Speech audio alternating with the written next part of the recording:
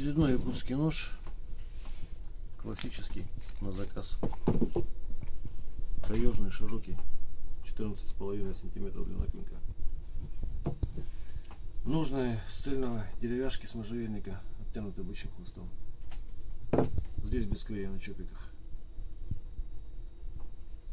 Вот подвес как раз не сделал. Я хочу показать, как режет примерно.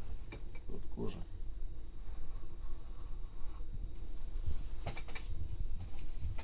Так, поудобнее, чтоб вот линию нарисовал. Это как раз вот классический подвес сейчас сделаем. Такой вот. Ивенкийский, вот я еще видел в ютубе, его называют. Так. Кончик шпрезом. Я ему вот специально не рог, ничего не строгаю, его помягче просили сделать. Чтобы править легко было в тайге на любом камушке. Так. Значит, вот. Сделаем не классический, сделаем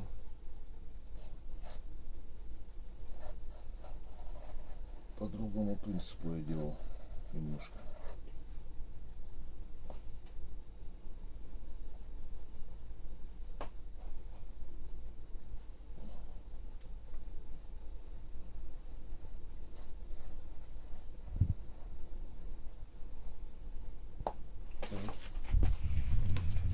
В общем, я сейчас вкратце расскажу, как это будет выглядеть. Значит, здесь вот сейчас дыроколом дырочку сделаю. То есть вот здесь. Ставлю его туда. Здесь сделаю надрезы. И вот так вот его примотаю. Ну, все подровняется, естественно. И хотел еще показать. Хороший показатель говорят. Когда вот такой вот толстый. То есть видно примерно. Вот в этом особенность якутского ножа. Не то, что сколько вам хватит лосеем ободрать, как он, насколько быстро это сделать, насколько быстро его потом посоветовал поправить.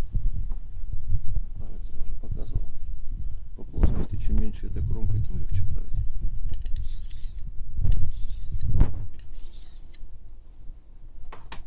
А с этой стороны заусенчики снимаются. Пустые. Ну и покажу еще.